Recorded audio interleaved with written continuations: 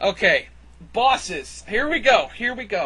First of all, get Petey Piranha the hell out of there. Yes. Good God. I don't know how many games Petey Piranha has appeared in since Super Mario Sunshine. Okay, we get it. You like him. You have a fetish with him. We get it. Now get him out. Okay, Duon? He was an interesting character. I like how the fact he switched sides, one side has different attacks, the other side has different attacks. Okay. Since the name Duo. Rayquaza, that was an interesting boss character, plus he's an awesome Pokemon. Yes. Dr. Robotnik! Where is he? He should have been one of the main antagonists in the Subspace Emissary. Exactly! I mean, it just tears my brain apart to know that he's not even anywhere in the game except for a trophy. Yeah, and I think me and him came up with a great idea how they could have done the Sonic versus Mario angle. Mm-hmm. Like, I'm pretty sure people who played the game and saw the ending are pissed. Uh-huh. The fact that Sonic appears at the very end of the game. Here's what they should have done, you ready? Sonic's running. You hear Sonic boom in the background, and he's basically doing a recreation of the opening of Sonic's CD, jumping out mountains and shit. Uh-huh. And then he zooms to the camera, flash freezes on his face, Sonic! And then he runs, he jumps on a mountain, he's like, woohoo! Doing typical Sonic stuff, like he used to do. And then he stops. Then he looks, and then he sees Mario running in the distance, following Pit. And then Mario stops, what? And he does a double take, and he sees Sonic. And Pit doesn't realize that he stopped, and he keeps on going. And they both meet eyes. Both their eyes set ablaze. Because, they know their franchises have been going at it for years. And exactly. Not that they necessarily hate each other, but that deep down they're rivals. Yes. They don't hate each other. They just deep down they're rival. Like Ryu and Ken from Street Fighter. They're friends, but they just like to settle scores. And then they run toward each other. Then all of a sudden you hear poof. You see a subspace cannon ball. Boom! And before they get hit, they go what? And then they jump out of the way. Then they get back up. They look toward the direction of where it was shot. Then they see Bowser's Doom Ship from Super Mario Bros. 3. Bowser's Doom Ship, and I am so pissed they didn't even include that in the game. And by the way, where are the Koopalings? Yes! They didn't even include them as trophies. That would have been at least recognition. I mean, I really couldn't see them as adding them as assist trophies because, to be honest, all 7 of them running around the screen would be way too chaotic. So the least they could have done is recognize them as a trophy. And then while they see the Doom Ship, they have the song in the game. Yeah, they have the song.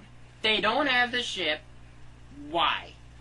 But they see the Doom Ship, and then they hear in the background, Bowser and Dr. Robotnik laughing maniacally.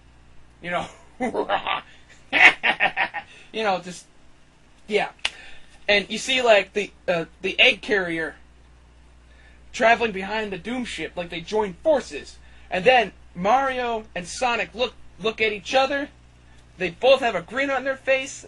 They nod. They grab each other's hands. They both realize that they must work together in order to defeat this menace, and they speed off into the sunset. Would that not be the most badass moment in gaming history? That would be truly one to remember. But no!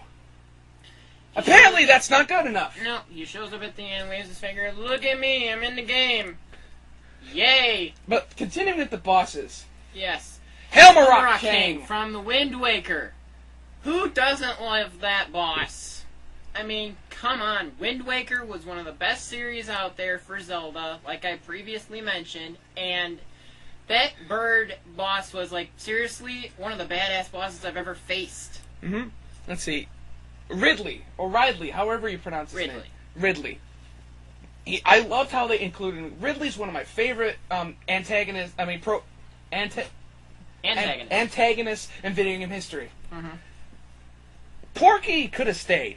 Yes. Because he is an Earthbound villain. Right. And the main Earthbound villain throughout the entire series. And if you don't have Lucas, you still need the balance of an Earthbound character. Yes. Meta Ridley. Okay. What's this one? Gallium. That big, fucking robot. Yeah. thing. Master and Crazy Hand together. Yes. You fight them at the same time, not separately. Okay. Taboo. One of the worst final bosses I've ever seen, to be honest with you. He was way too generic. Yeah. They could have done a lot more with him. Yes, he looked like that guy from... What was it? He looked like the Vulture from Spider-Man. Okay. Now, is there any other bosses that you would like to see? No, I mean, I listed 10, so that's pretty much it. There you go. Okay, stages. We loved all the stages.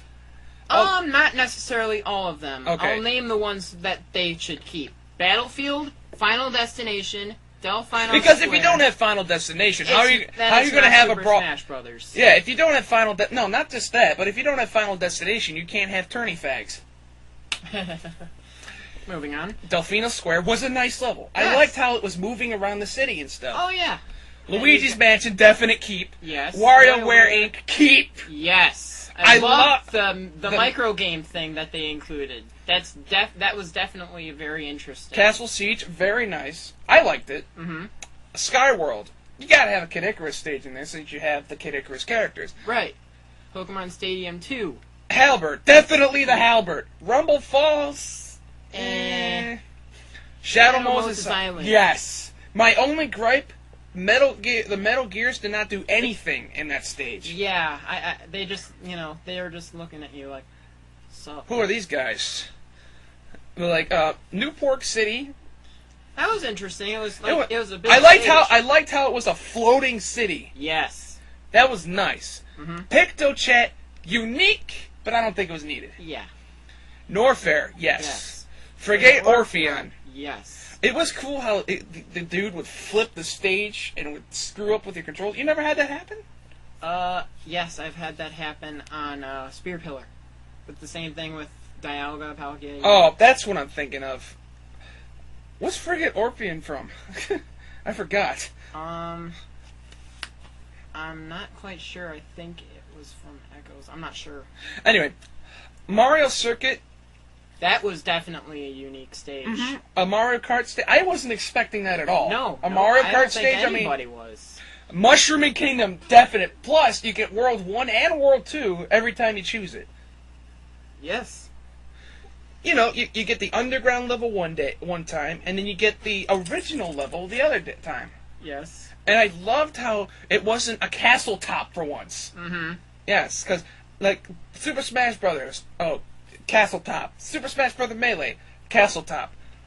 So at least they put a homage to the original Mario Brothers in this game. Even had, like, 2 remixes of the original theme. Right. And they even put the new Super Mario Brothers theme in there. Yep. Port Town Arrow Drive. Yes. I love that stage. Mm-hmm. Mario Brothers Arcade. The original Mario Brothers and 75M. Yes.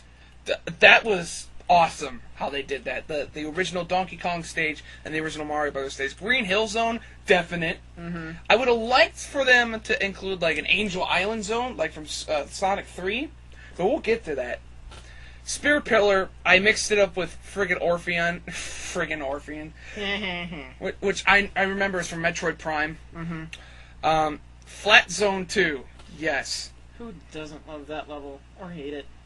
Okay. The pirate ship from Wind Waker. Oh, yes! Yes! Especially when that tornado comes and screws everything up. That was amazing. And when you sail by that watchtower and they fire bombs at you. That was amazing. We don't need to talk about the melee stages. Yeah, the melee stages. Okay, new stages that we would include. Hollow Bastion from Kingdom Hearts 2. Yes, the very place where you fight Maleficent. Who wouldn't love to duke it out on that stage? Okay. I mean, they could include remixes of the 13th Struggle there. They could include a rendition of Hollow Bastion or the original. I mean, the original is just fine as it is. Okay, what else we got? Bean Fields.